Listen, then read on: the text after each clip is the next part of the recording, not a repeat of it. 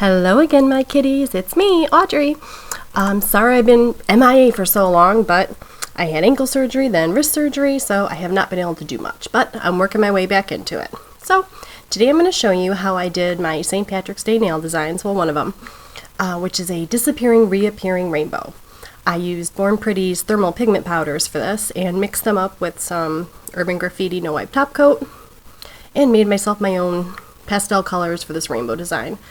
I used my Make Art number 3 brush, number 3 brush, which is like a thin striping brush.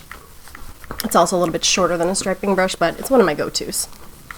So I started by painting my nail about like a periwinkle soft sky blue color. The sky color is up to you, whatever you want to do. And I'm going to pick up my purple color first and start at the end of the rainbow and work my way forward.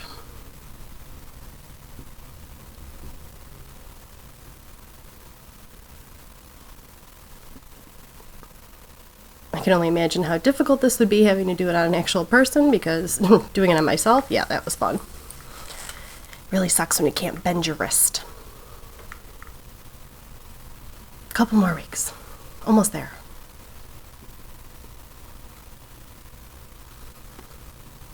Yep, there's the purple. Time to pop it in the lamp. Moving on to my tealy color. Same thing. It's nice because now that you've got the first line down, it kind of just butts right up against the next one.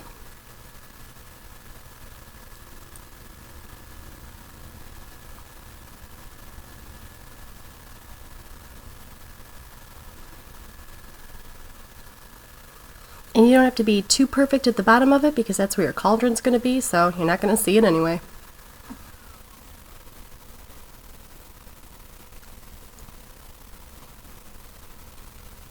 Make sure you're cleaning the color off your brush before you go on to the next one, which I almost didn't do.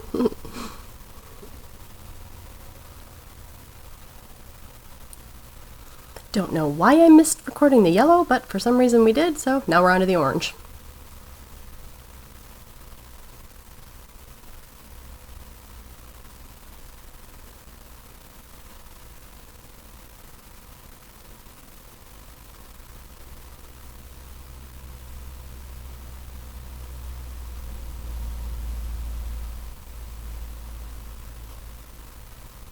And again, we flash care.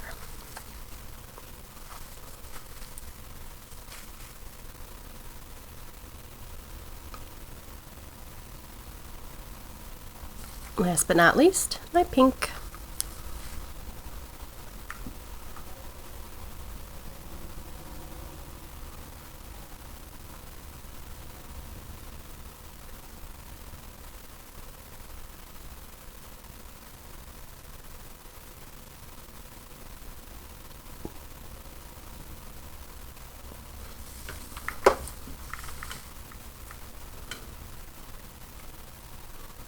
And there we go.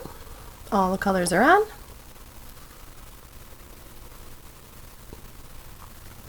So moving on, now we're going to work on the cauldron.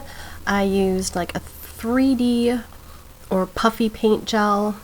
I can't remember if I used the Elite 99 or the Wildflowers. You could use gel polish for this as well.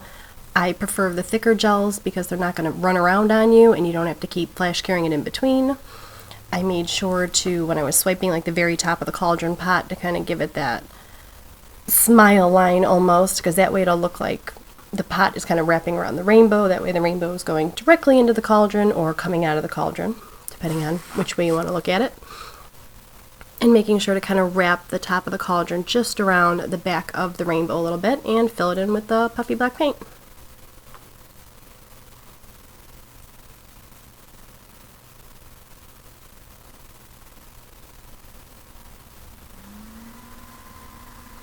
I also tickled the very top of the cauldron again before I put it into the lamp so that the rim of it has that raised 3D effect. After we've given that a cure, I'm going to make an oops and realize I forgot to wipe off the tacky layer from the cauldron. And then grab my Urban Graffiti and put that where I want the micro caviar beads to go.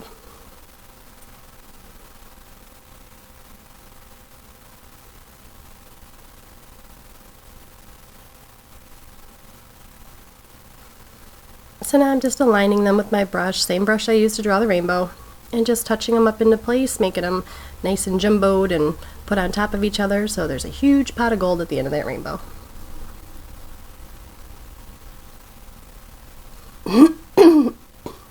Excuse me.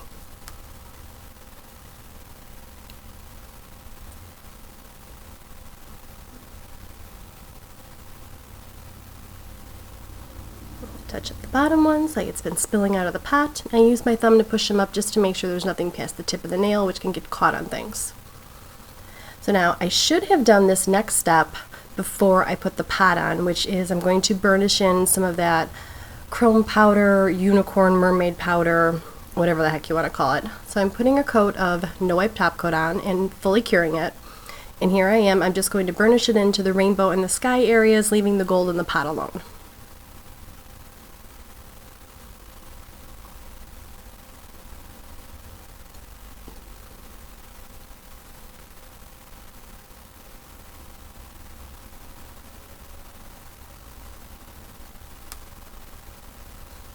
Now that that's all done, I'm just going to remove the excess dust, apply my final layer of top coat, you want to make sure you clean off that powder first, otherwise you're just going to get it all over the brush and put it right back into your top coat. Making sure this is 100% sealed in so you don't lose any caviar beads, and of course going over the free edge.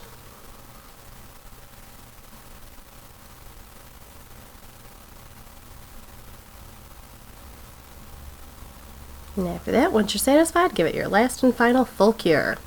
And here is the reveal.